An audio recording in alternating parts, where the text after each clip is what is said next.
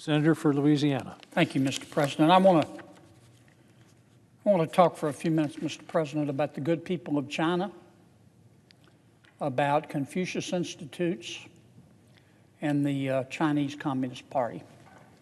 I meant what I said when I referred to the good people of China. You visited China, Mr. President. The people of China are wonderful people. They're engaging, they're smart, they have a great sense of humor. They've built an extraordinary economy. I wish I could say the same about their authoritarian government, but I can't.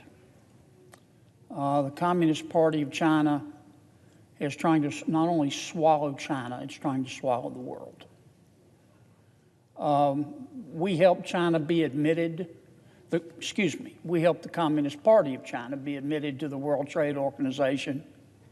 We were told that if we did, they would embrace free enterprise. We were told that the Communist Party of China would be a valuable participant in a stable world order.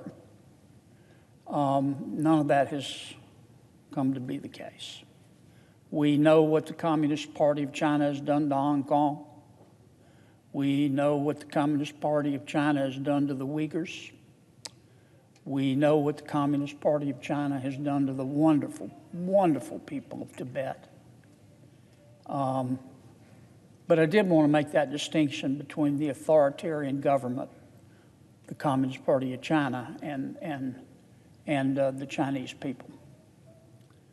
The Communist Party of China, being as aggressive as it is, has for a number of years reached out to our colleges and universities to establish what the Communist Party of China calls Confucius Institutes. And this was the pitch made by the government of China to our universities. We will give you bucket loads of money if you, our universities, American universities, will allow us to establish Confucius Institutes, where we can explain our culture to the young people of America, where we can have a free exchange of ideas, and where we can help young Americans learn the Chinese language if they would like. Boy, that sounds great. You know, I'll take a dozen of those. But the Communist Party of China, being the Communist Party of China, that's not how our Confucius Institutes have worked out.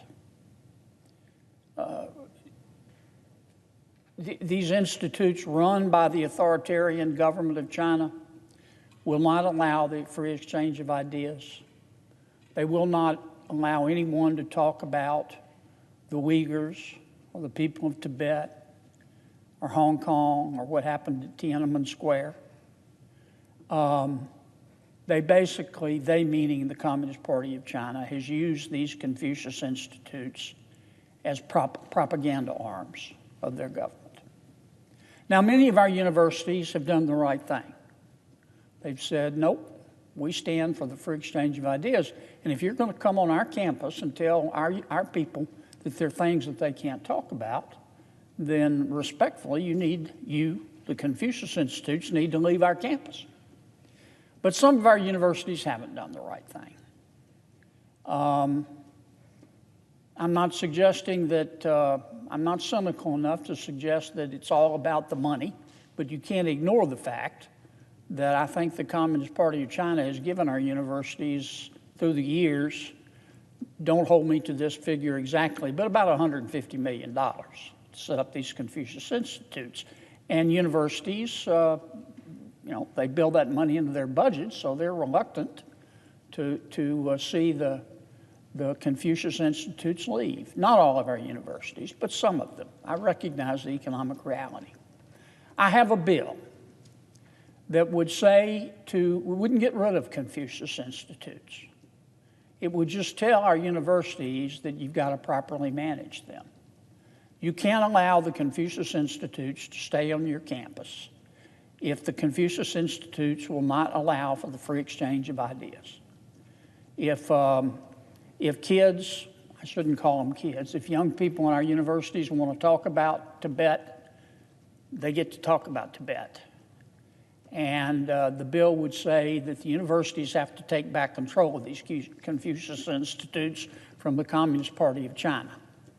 Otherwise, they're not going to be eligible for federal funds.